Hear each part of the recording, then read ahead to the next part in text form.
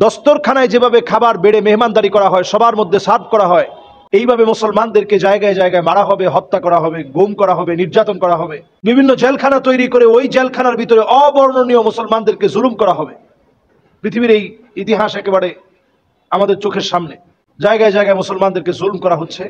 বর্তমান পৃথিবীর জরিপ বলছে সারা দুনিয়ার ভিতরে 2 কোটি মুসলমান এখন মার খাচ্ছে প্রতিনিয়ত। 20 কোটি মুসলমানের ঘরের মধ্যে খাবার নাই। শরণার্থী অবস্থায় আছে পৃথিবীতে 20 কোটি মুসলিম। এরপরও আপনি তাকিয়ে দেখেন দুবাই সহ বিভিন্ন আরব রাষ্ট্রগুলো এমন অবস্থা, পুরা মিডল ইস্টের ভিতরে এখনো এমন অবস্থা চলছে, মনে হচ্ছে কিছুই হয়নি। তো তাদেরকেও আঘাত করা হবে, তবে সময়টা একটু পরে।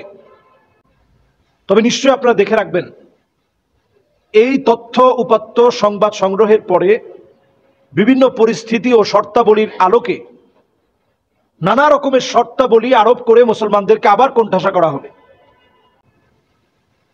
এদের মূলত টার্গেট হচ্ছে ফিলিস্তিনকে শেষ করে দেয়া, সিরিয়াকে শেষ করে দেয়া, ইয়ামানকে শেষ করে দেওয়া, এবং বাংলাদেশ যেহেতু প্রত্যেকটা ইস্যুতে সরগরম হয়ে যায় এবং বাংলাদেশ যেহেতু প্রত্যেকটা ইস্যুতে সবচেয়ে বেশি কথা বলে, অন্যান্য মুসলিম রাষ্ট্রগুলো ঘুমিয়ে থাকলেও বাংলাদেশের মুসলমানরা কথা বলে, এজন্য বাংলাদেশকে তারা টার্গেটে নিয়েছে। মানবাধিকার একটা উইংস করে দেখবেন জাতিসংঘের এই একটা মাধ্যমকে কেন্দ্র করেই বাংলাদেশের পরিস্থিতিকে তারা ঘোলাটে করে ফেলবে। সারা পৃথিবীর পরিস্থিতিকে তারা ঘোলাটে করছে।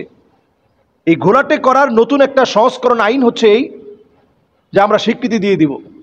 এই স্বীকৃতি দেওয়ার পিছনে থাকবে তাদের বিভিন্ন পরিস্থিতি ও শর্তাবলী। সেই শর্তাবলীতে এমন এমন শর্ত আরোপ করা হবে যাতে করে ফিলিস্তিনের মাটির স্বকীয়তা নষ্ট হয়ে যায়। এই মাটি সাধারণ কোনো মাটি না।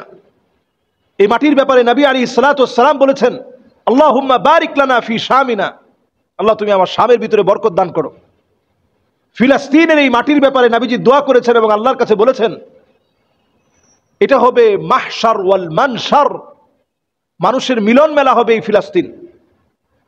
নবী আলাইহিস সালাতু ওয়াস সালাম বলেছেন আকরু দারিল মুমিনিন, মুমিনদের আবাসস্থল হবে এই ফিলিস্তিন। ইসলাম বিজয়ের অত্যন্ত গুরুত্বপূর্ণ ভূখণ্ড এই ভূখণ্ডটি।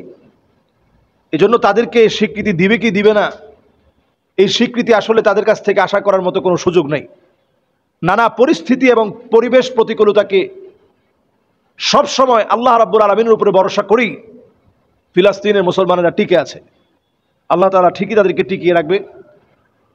শেষ জামানার এই চ্যালেঞ্জ আল্লাহ রাব্বুল আলামিন অবশ্যই ওভারকাম করার তৌফিক আল্লাহ তাআলা দান করবেন, মুসলমানদেরকে একটা সুদিন দিবেন, এবং আমার মনে হচ্ছে সেটা খুবই নিকটবর্তী। আল্লাহর কাছে আমরা সাহায্য কামনা করছি।